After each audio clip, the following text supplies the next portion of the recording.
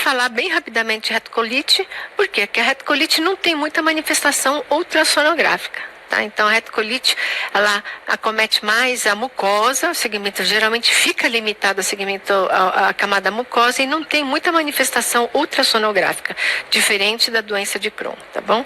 A doença de Crohn, gente, já foi tema de questão de prova várias vezes, tá bom? Então, como é uma doença que tem achados ricos, muitas alterações que você pode encontrar, geralmente é bastante solicitado nas provas, tá? Bem, a gente já começa diferenciando com o padrão de acometimento, né, do intestino nas duas doenças, tá? A gente fala que na doença de Crohn o padrão de acometimento é saltado e na doença e na retocolite é contínuo. O que significa isso? Vou começar pela retocolite. A retocolite começa aqui, né, do reto, por isso que é retocolite, né? Então, geralmente começa do distal, então no reto, e vai acometendo sem parar. Tá vendo? Ó, essa área que está mais vermelhinha é a área acometida. Então começa aqui no reto e vai se estendendo, né, para o colo. Bem, a doença de Crohn é o contrário, ela é mais frequente aqui, né? Então, ilho, né? Pega muito ilho. E a doença de Crohn tem essa característica, ela pega um segmento de alça que está doente, que é essa que está vermelhinha, intercala com um segmento de alça normal, pega outro segmento doente, intercala com o normal, outro doente, então ele vai saltando segmentos, né? Então, por isso que a gente fala que o padrão de acometimento dele é saltado. Esse saltado significa que tem um segmento doente intercalado para o segmento normal, outro segmento doente intercalado. Então ele vai saltando, né, para acometer a alça. Bem, em relação às camadas da parede, a retocolite é um processo inflamatório que é mais superficial. Então ele tende a ficar limitado à camada mucosa. A doença de Crohn, a gente fala que tem um padrão de acometimento que é transmural. Por que transmural? Porque pega todas as camadas, né? Pode pegar todas as camadas da alça, e não só as camadas, mas ele extrapolar, ultrapassar a serosa e envolver a gordura perimesentérica. Então é transmural por causa disso. Tá bom? Então, a doença de Crohn é um processo inflamatório granulomatoso, transmural, crônico, que afeta todas as camadas da parede, bem como as partes moles perientéricas, né? Então, aqui a gente está vendo uma alça, né, toda alterada, né, devido ao processo inflamatório, e a gente sabe que ultrapassou, por quê? Porque essa gordura aqui, perientérica, ela está densificada, né? Ela fica hiperecogênica devido à inflamação, tá? A doença de Crohn é uma doença de etiologia desconhecida, acomete mais adultos jovens e tem essa característica de cursar com períodos de remissão e exacerbação, tá bom? Pode acometer qualquer segmento do trato gastrointestinal, porém, ele é mais frequente aonde? No ilho terminal e colo, tá bom?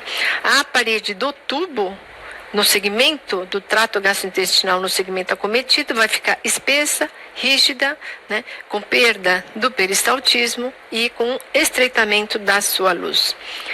Úlceras, fissuras são características desta doença, podendo levar a perfurações e a formação de fístulas.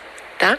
Linfonodos mesentéricos aumentados, né, principalmente nas fases de agudização da doença, são muito comuns, e o mesentério ele pode estar infiltrado, né, por esse processo inflamatório, ele vai ficar espessado e hiperecogênico, tá bom? Então, coloquei aqui os principais achados ultrassonográficos da doença de Crohn. Já caiu na prova várias vezes. Volto a enfatizar, né? Então, quais são? Espessamento da parede, gordura serpiginosa, que a gente vai ver, vou explicar.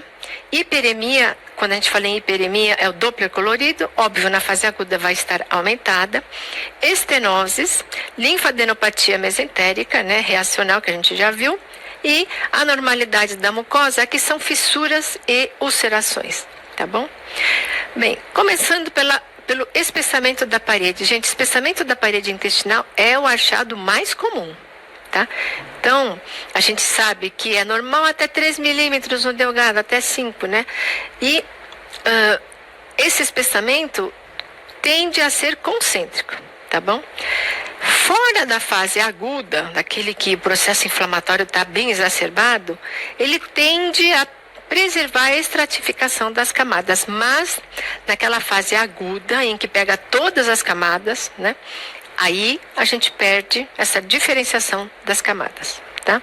Então, quando há perda das camadas, né, ou na fase aguda ou por fibrose crônica, né, a gente tem esse aspecto de alvo pseudo-rim. E aí a gente viu que é uma doença que cursa com períodos de agudização, exacerbação e remissão, agudização e remissão. Nessas fases de remissão, a gente pode encontrar um espessamento da camada submucosa decorrente de deposição de gordura. Então, a camada submucosa, ela fica mais espessa e hiperecogênica, tá? Esse segmento acometido tende a ficar rígido, né, com peristalse reduzida ou ausente, tá? Então, quando eu falei dos períodos de remissão, é isso daqui. Se a gente olhar aqui, gente, vou separar com vocês as camadas. Essa camada mais hiperecogênica no centro é a mucosa. Essa camada hipoecogênica, mais fininha, é a muscular da mucosa. Depois vem uma camada hiperecogênica, que se você olhar aqui, ela está bem espessadona, que é a camada submucosa. Então, nas fases de remissão, vai havendo uma infiltração de gordura na camada submucosa e ela fica desse jeito. Pode ficar espessada e hiperecogênica. E essa camada hipoecogênica mais espessa, mais periférica, é a muscular própria, tá? Aqui mostrando de novo o espessamento da camada submucosa e essas áreas aqui, ó, tá vendo? Representando o quê? Áreas de ulceração de parede, né? No paciente com Crohn, tá? Bem, outra alteração, essa aqui é uma alteração que é meio característica da Crohn, da doença de Crohn. Essa caiu várias vezes na prova, né? Que é a gordura, né, serpiginosa. Essa gordura nada mais é do que aquela gordura que envolve a alça inflamada, tá? Então, é edema, fibrose do mesentério, né, que produzem efeito de massa no mesentério adjacente à área acometida. Aí tem essa característica. Essa gordura pode envolver ou se arrastar, né, sobre a alça, criando um halo hiperecogênico na sua borda mesentérica e que, se você fizer uma imagem transversal, lembra a imagem da tireoide. Parece complicado, mas não é. Vou explicar. Aqui é uma alça inflamada, só que um corte longitudinal, tá vendo? Pega o maior eixo da alça, aqui você não tem esse sinal. Você não tem esse achado. Esse aspecto da gordura a gente só consegue dizer quando? No corte axial. Então, a gordura inflamada, tá vendo? Ó? Essa gordura inflamada foi e abraçou, assim, a alça que está inflamada. Aí, quando você faz um corte transversal, o que acontece? Essa gordura, ela está espessada e está hiperecogênica, abraçando a alça. Fica aparecendo o lobo direito da tireoide, lobo esquerdo da tireoide e a traqueia. Por isso que a gente fala que tem o formato da tireoide, tá bom? Então, é a alça espessada, a gordura inflamada de um lado, a gordura inflamada do outro, ela arrasta, né, e abraça, envolve a alça, dá esse aspecto. Tá bom? Já foi questão de prova várias vezes, hein, gente? Essa é a gordura, tá bom? É bem assim sugestivo, descrito muitas vezes, né, na doença de Crohn. Bem, linfonodopatia, nada mais óbvio, né? Mais frequente na fase aguda da doença, claro. Linfonodos perentéricos e mesentéricos aumentados, hipoecogênicos.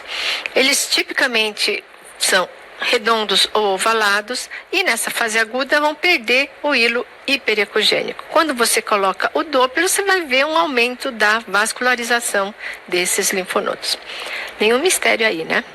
A hiperemia é o que eu falei, né? É uma avaliação subjetiva baseada onde? No Doppler colorido, tá bom? Apesar de ser uma avaliação subjetiva, existe uma correlação entre o grau de hiperemia e atividade, né? E o nível de atividade inflamatória, tá bom? Então, quanto mais hipervascularizado, indica para você que o processo inflamatório está mais acentuado, tá bom? Bem, como principais complicações da doença de Crohn, a gente vai ter o quê? Massas inflamatórias. A gente já viu que aquela inflamação sai da alça e vai para fora, né? Então, massas inflamatórias.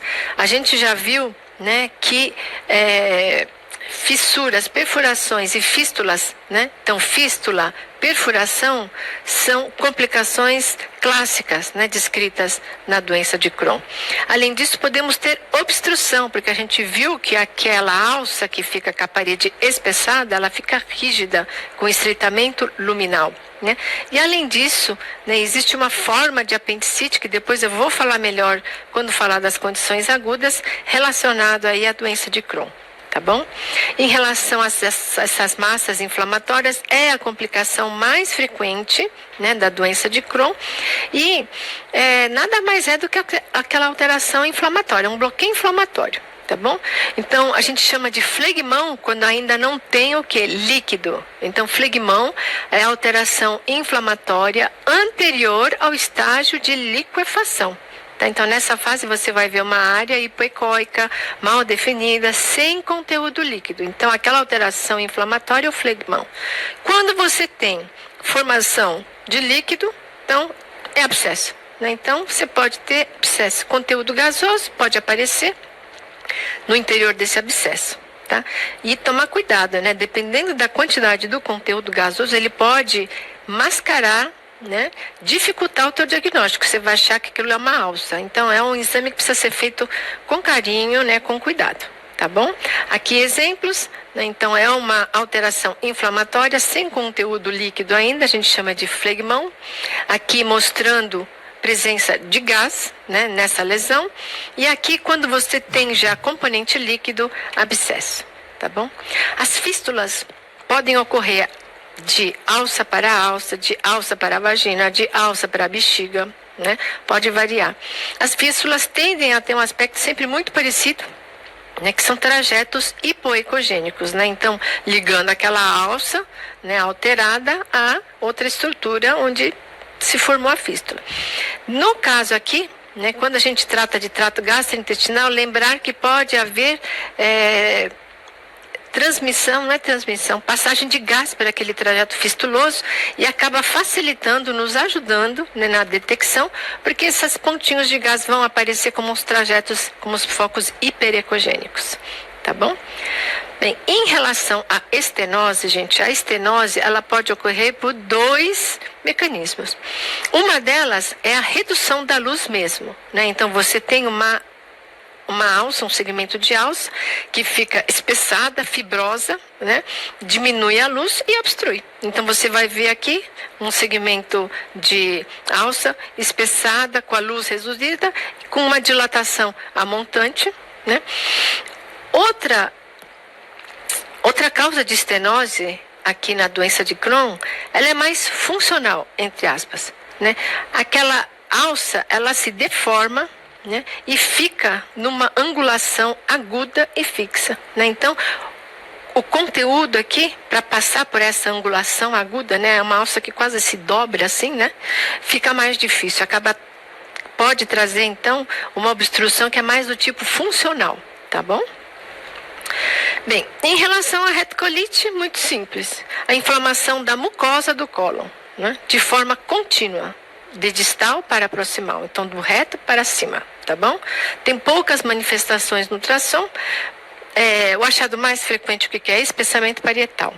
Pode ocorrer perda das austrações. Na fase aguda, você pode ter hiperemia e, geralmente, né, na retocolite, a estratificação ela é preservada. Por quê? Porque o processo geralmente está limitado à mucosa. É um processo mais superficial.